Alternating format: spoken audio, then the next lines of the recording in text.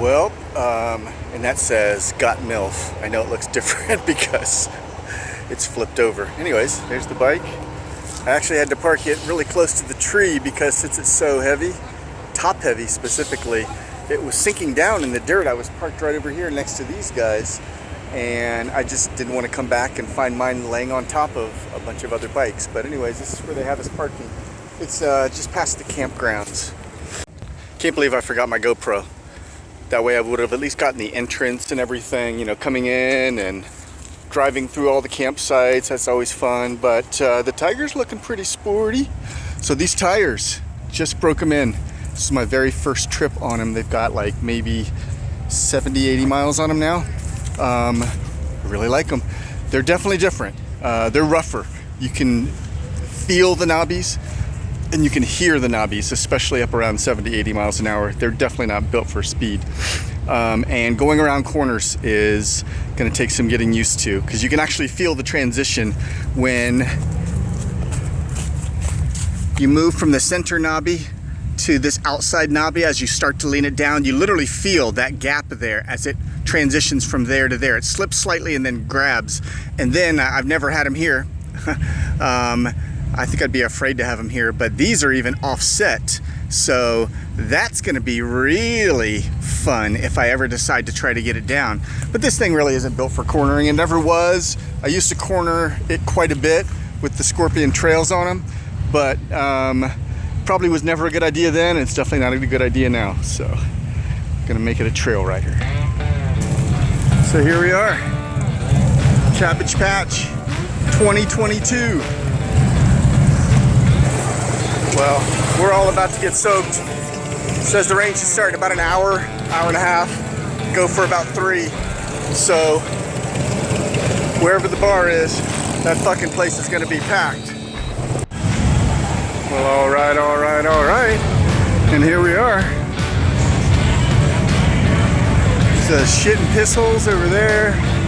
All these vendors, all about to get soaked. We'll all be huddling up under these little awnings here pretty soon. So I think the first order of business is to get beer and food in that particular order for sure. Yeah, I found the food court, or at least one of them. That looks good. Bubba's Bacon, that's calling me over there. Bacon mac and cheese. Although, oh man, I'm gonna have to get a fucking cheesesteak first.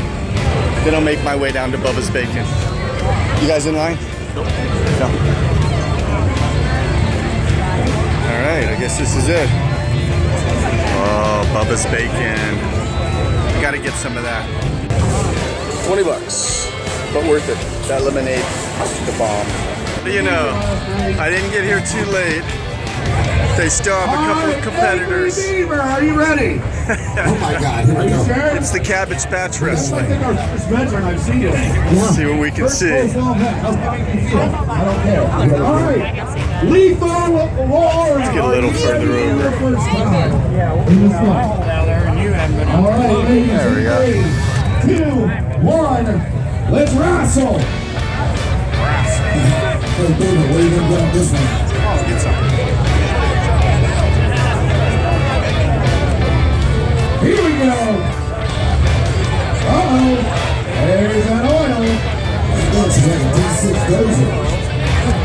So I just got here. I don't know really what's going on, but I'm guessing maybe these are finalists. So maybe the reason they're starting so tentative is because they wrestled before. We know we're trying to get the ladies back to their feet. I missed some while I was gabbing. What?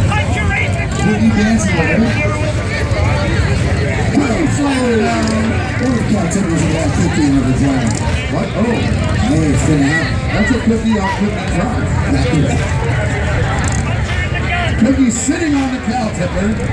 Cow tipper's trying to roll it out. She's tired. She pretty tough. She was pretty tough in the first round. You gotta remember, Cookie was warming up by curling forwards earlier. There's a 1. There's a 2. No, she broke it. Cow tipper broke it out. Yeah. There's the 1. No, she broke it again. Tailflipper putting up a fight against the 10-time champion. Johnny's watching that gap, buddy. He's watching it. Johnny's always watching the gap. One. Nope, she broke out. Damn. Cookie, is this your first time? Wow, I just got a death look. My leader just struck on that one. Damn, 1, 2, 3. Cookie, hand in the So they're gonna get rained on because look at this. Look at that, it gets better. Look at that. Look at that. Look how fucking black it is. And I'm talking all the way around. It does say stiff control. Yeah, we're about to get surrounded. I'm gonna have to dive into one of these places in here. That's what I'm talking about. Right there. There are people from out of state that just don't know what the fuck is about to happen. They have no clue. It's funny watching everybody scatter. Why did it go so dark all of a sudden? Just a row of bikes leaving. Everybody's trying to huddle up under any tent they can find. We're still out there wrestling. Still out there wrestling in the rain. Welcome to Florida. Welcome to Florida. Here we go. The firecracker looking for that takedown. There it is. Yeah. $3 Johnny in there checking the shoulders of Dixie Doll. I hear it goes. That's your microphone. Yeah, work your legs. That was your ass. Yes, it was. That was a lazy fart. There's the one. No, he broke it up. Dixie Doll trying to find her way out from underneath Firecracker. Firecracker's got some upper shoulder strength. Look at her go. Yes, she does. She'll hold down that big ass, whatever those are. There's a 1. There's a 2. There's a 3. Alright, those are like the best seats in the fucking house right there. Seriously. To be able to be underneath the canopy and still be able to see it. And I mean a front row view. So everybody had to scramble to cover everything up, especially the leather goods. And now we're unwrapping everything. Pretty badass. You got all these big ass bikes maneuvering in tight little spots like this. I found one. So this is the first and only adventure bike I've seen here at Bike Week. Well, at Cabbage Patch, I should say. I saw one. Well, no, I haven't been to Daytona Bike Week yet. I mean, I see more sport bikes, believe it or not. No sport bikes right now, but I see more sport bikes than I see adventure bikes at Bike Week. All right, that's a pretty cool Harley. Doesn't even look like a Harley. It's already been down. I mean, it's brand new and it's already been down. Bummer. How low the pipes are. I mean, the grass exaggerates it because the grass sticks up higher than the ground itself, but man, that too. Crazy. And there's me.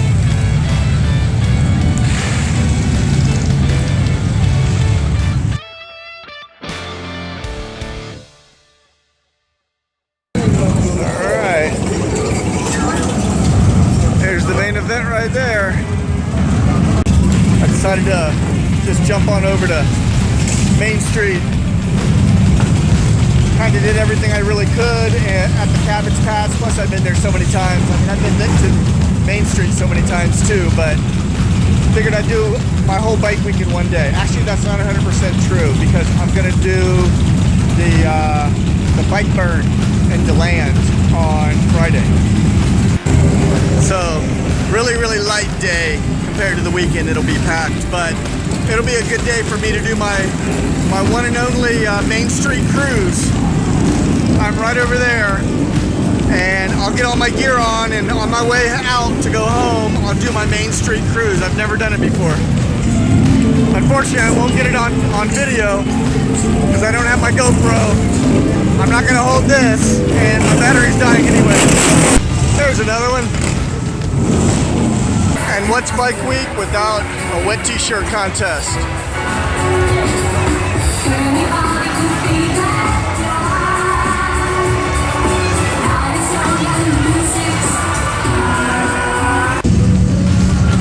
This guy just pulled up. He's a fucking legend. I've seen him in almost every video about Bike Week that has any significance. He's a legend. Been coming for years. This is where my phone dies. I don't have my GoPro, so I can't keep filming, which is too bad because things get pretty interesting from here. What's worse is I rely on my phone for navigation, so I'm on my own for the ride home. I cross the street and start heading back toward my motorcycle because the clouds are closing in and it's getting late. Stop to get some grub, and as I'm eating, the rain starts and it's pouring. I finish up my food and check the radar, and it looks like it's just a solid band of severe weather coming in. Try to map out a southerly route to go down and around the storm as much as possible, but it didn't help much. I ended up driving home in the worst weather I've ever driven in at night. I was so glad to get home. My rain suit held out pretty well, but my boots are not watertight, so about halfway home they start filling with water. I really appreciated my new tires, even though they weren't broken in. Those big, thick knobbies were able to plow through some water. I first started noticing the car in front of me was hitting huge puddles of water and throwing enormous rooster tails, and I knew I was just going to hit the same puddle. Then that car turned and I was on my own again. I had no warning before hitting puddles, and I was hitting puddles 6 inches deep, and the Triumph just plowed right through it at 50 miles an hour. I was pretty impressed, but I was very glad to get home in a hot shower and warm bed.